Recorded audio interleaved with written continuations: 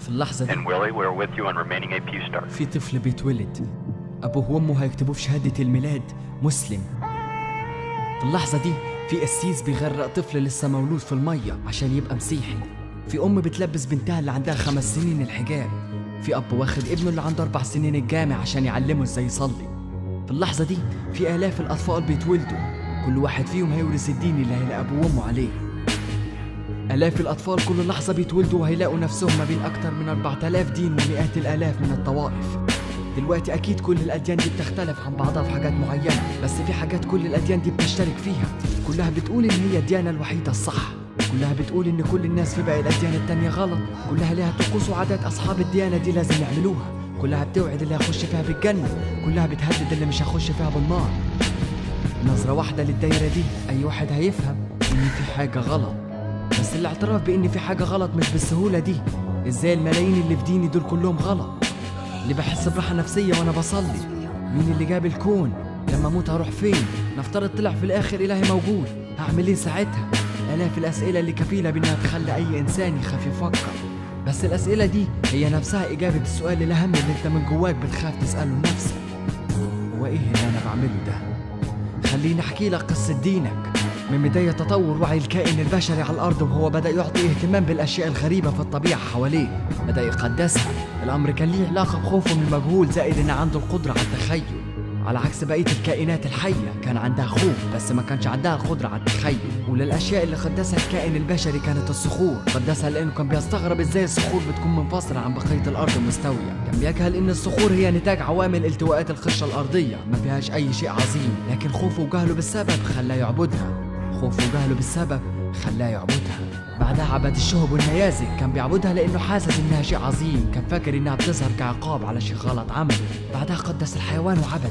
بعدها عبد عناصر الطبيعة، الهواء، المية، النار، وبدأ يتخيل إنه كل حاجة منهم وراها كائن بيتحكم فيها. بعدها عبد القمر والشمس. بعدها بص الكائن البشري الأقوى منه وعبده. تحول الكائن البشري من إنه يتخيل آلهة يفسر بيها اللي مش فاهمه إلى شعوره بإنه لازم يعبد حاجة ويصلي لها، إن ده هو الغرض من وجوده في الحياة.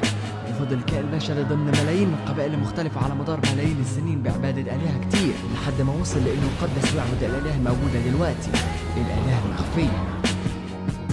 الإله المخفي هو اللي جابنا على الأرض، هو اللي جاب الكون. الإله المخفي هو اللي بيموت الناس، هو اللي بيحييهم، هو اللي بيشفي، هو اللي بيمرض، هو اللي هيكافئ اللي يعمل حاجة كويسة، هو اللي يحرق أي حد يعمل حاجة غلط. هو اللي جاب كل شيء بس مفيش حاجة جابته، هو الجواب على كل شيء.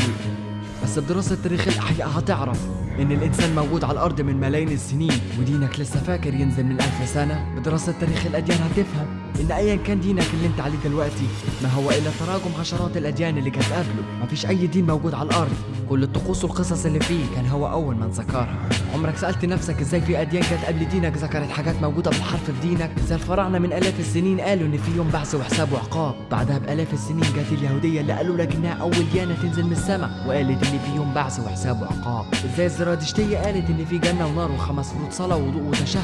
ويجي الإسلام بعدها بآلاف السنين يقول إن في جنة ونار و5 فروض صلاة ووضوء وتشهد. إزاي أوقات وحركات الصلاة في الإسلام هي نفس أوقات وحركات الصلاة في الزرادشتية. الدين فكرة الكائن البشري عملها عشان يحاول يفسر الكون حواليه. الأديان مش قواعد نازلة من السماء، الأديان اتعملت على الأرض. حتى القرود بيمارسوا طقوس دينية زي البشر. مفيش حاجة اسمها آلهة، مفيش آلهة خلق الكائن البشري، الكائن البشري هو اللي خلق الآلهة. فكرة ريح بيها دماغه من التفكير، جواب يملى بيه فراغ أي سؤال هو مش عارف إجابته.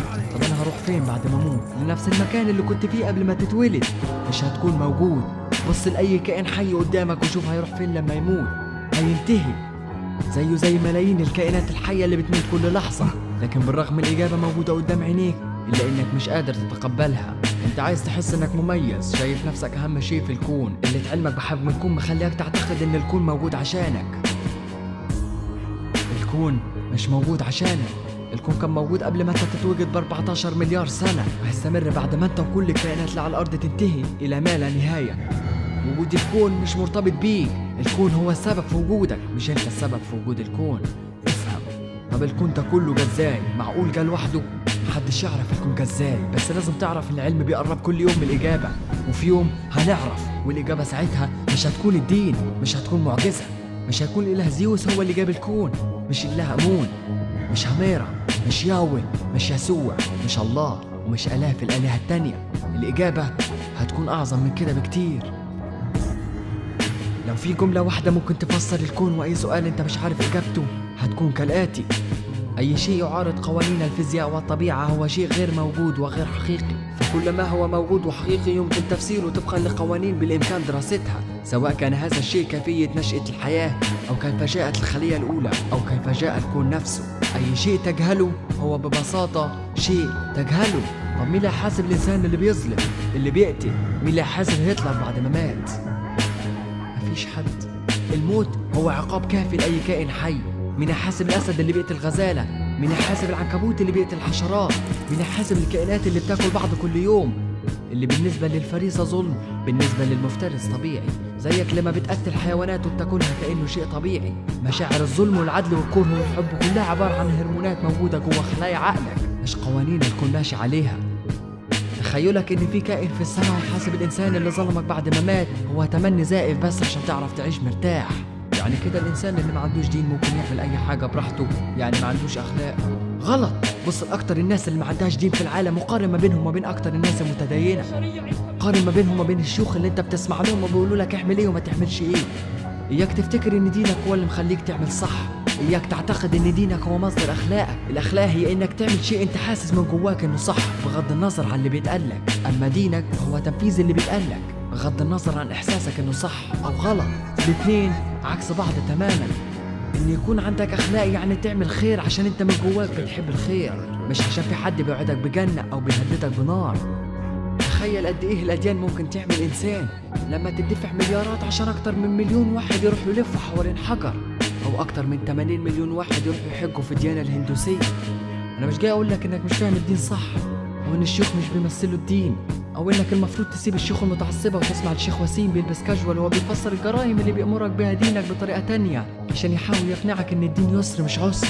مش جاي اقول لك ان المفروض تسيب الوحش في دينك وتمسك الحلو، او انك محتاج تقرا الاف الاديان التانية عشان تعرف ان في حاجة غلط. انا جاي اقول لك بص على الصورة الاكبر، بص من بعيد وانت هتفهم ان المنظومة كلها غلط. المنظومة كلها مبنية